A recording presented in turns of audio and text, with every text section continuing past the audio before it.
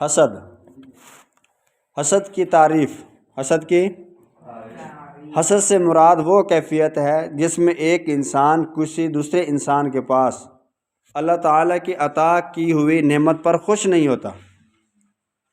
کسی دوسرے کے پاس اللہ تعالیٰ کی نعمت ہوتی ہے تو اس کے پاس اللہ کی نعمت کو دیکھ کر وہ خوش نہیں ہوتا، بلکہ وہ کہتا ہے کاش کہ اس کے پاس یہ نعمت نہ ہوتی اور میرے پاس ہوتی۔ سمجھا گی بات؟ یہ ہے حسد۔ ایک اس کے مقابلے میں ہوتا ہے رشک۔ کیا ہوتا ہے؟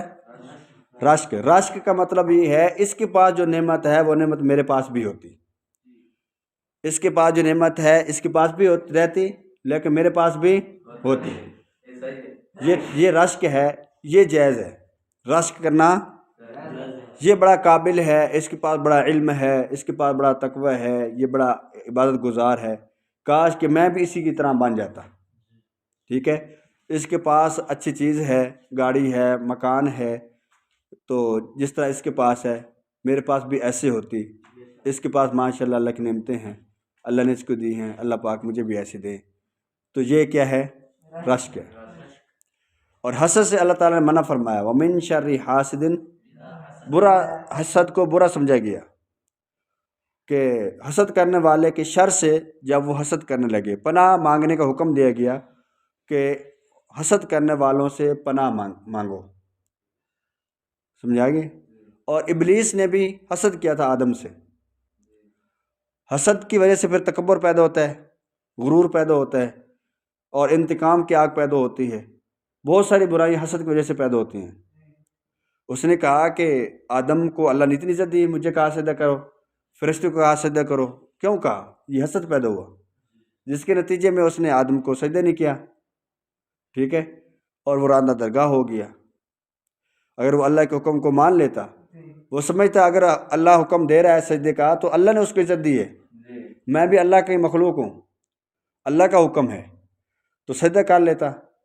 لیکن اس نے تکبر کیا، حسد کیا۔ حسد اس کا یہ تھا کہ اس کو اتنی عزت کیوں ملی اور مجھے کیوں کہا گیا کہ اس کو سجدہ کیا جائے، اور اس نے اللہ تعالیٰ کے حکم کو چھوڑ دیا، اس پر عمل نہیں کیا۔ باقی رشک کرنا جائز ہے۔ حسد کے مقابلے میں ایک چیز کیا ہے؟ رشک جائز ہے۔ اس کی بھی ایک دلیل ہے حدیث پاک میں۔ نبی کریم صلی اللہ علیہ وسلم نے ارشاد فرمایا، دو آدمی ایسے ہیں جو قابل رشک ہیں۔ دو آدمی ایسے ہیں جو قابل یعنی ان پر رشک کیا جائے۔ ایک وہ آدمی جسے اللہ نے قرآن دیا ہو اور وہ اس کی دن رات تلاوت کرتا ہے۔ ایک وہ شخص جس کو اللہ نے قرآن دیا اور وہ اس کی دن رات تلاوت کرتا رہتا ہے، اور دوسرا وہ جسے اللہ نے مال دیا ہو اور وہ اسے اللہ کی راہ میں دن رات خرچ کرتا رہتے ہیں۔ بخاری شریف میں یہ حدیث ہے۔ تو اس سے معلوم ہوا کہ رشک کرنا جائز ہے، رشک کرنا جائز ہے۔ اب حسد کی وجہ سے حاسد کو کیا نقصان ہوتا ہے؟ حسد کی سب سے بڑی وجہ یہ ہوتی ہے کہ حاسد خود محنت نہیں کرتا۔ جو حسد کرنے والا ہوتا ہے دوسری کی نعمت کو دیکھتا ہے، محنت نہیں کرتا، اور وہ دل کے اندر جلتا رہتا ہے۔ دل کے اندر اگر وہ محنت کرتا، یہ سوچتا کہ اس کے پاس جو نعمتیں ہیں اس نے محنت کر کے حاصل کی ہیں، اللہ تعالیٰ نے اس کو دی ہیں، میں بھی محنت کر کے ان کو حاصل کروں اور اللہ تعالیٰ مجھے بھی عطا کر دیں گے، تو دل کے اندر حسد پیدا نہ ہوتا، بلکہ اللہ تعالیٰ اس کو وہ نعمتیں بھی عطا کر دیتے۔ اور پھر حسد کی وجہ سے پھر کیا ہوتا ہے؟ آدمی حسد کرتا ہے، وہ چیزیں خود حاصل کر نہیں سکتا، خود کے اندر کمال نہیں ہوتا، خود محنت نہیں کرتا، اس کے نتیجے میں وہ انتقام پر آ جاتا ہے، دوسرے کے بارے میں برا سوچتے ہیں کہ کسی طرح اس سے یہ نعمت چھن جائے، کسی طرح میں اس کو نقصان پہنچاؤں۔ پھر وہ اس کی مخالفت میں گھٹیا حرکات پر اتر آتا ہے، بعض دفعہ نوبت قتل تک بھی پہنچ جاتی ہے، جس طرح حضرت آدم علیہ السلام کے بیٹے قابیل نے حابیل کو قتل کیا۔ تو قابیل نے بھی پہلے بھی آپ کو واقعہ سارا میں نے سنایا تھا قرآن پاک سے، تو قابیل نے حابیل پر کیا کیا تھا؟ حسد کیا تھا۔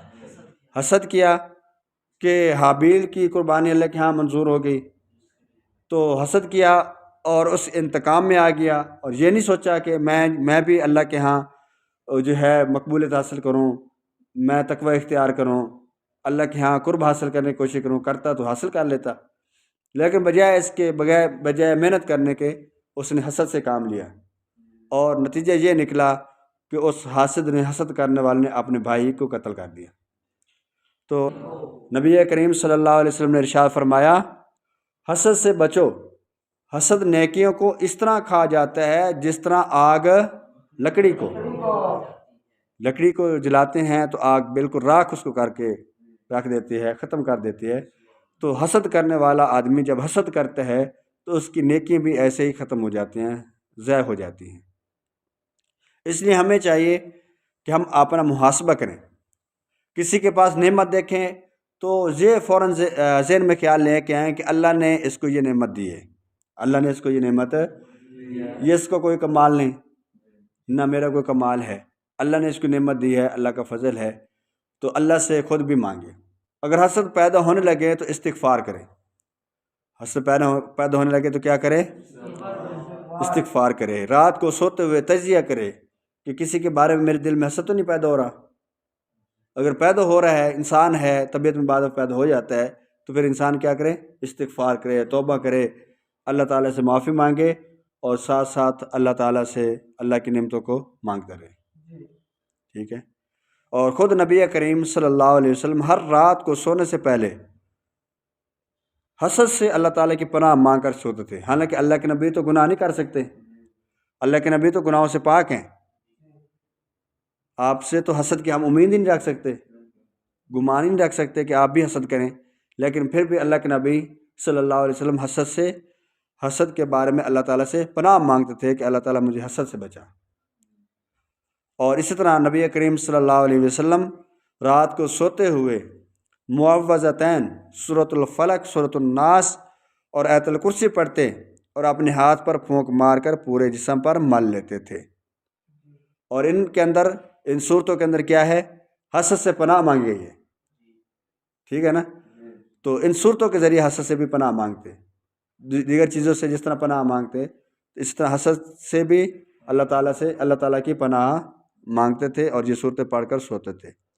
اس لیے ہمیں بھی حسد سے بچنا چاہیے، کسی کے کمال کو دیکھ کر، کسی کے علمی کمال کو، تقوی کو، عبادت کو، کسی کے مال و دولت کو دیکھ کر دل کے اندر انسان کے پیدا ہو جاتا ہے، حسد پیدا ہونے لگے، فوراً خیال آئے کہ اللہ نے اس کو دی ہیں، ٹھیک ہے، یہ کسی کا کمال نہیں ہے، اور اللہ کی نعمتیں ہیں، اور ماشاء اللہ بارک اللہ کہیں، اور کسی کی اچھی خوبی دے کر رشک پیدا ہو تو رشک نے، اللہ جس طرح اس کو آپ نے اچھا بنایا، اور اسی طرح آپ وہ نعمتیں مجھے بھی عطا کر دیں۔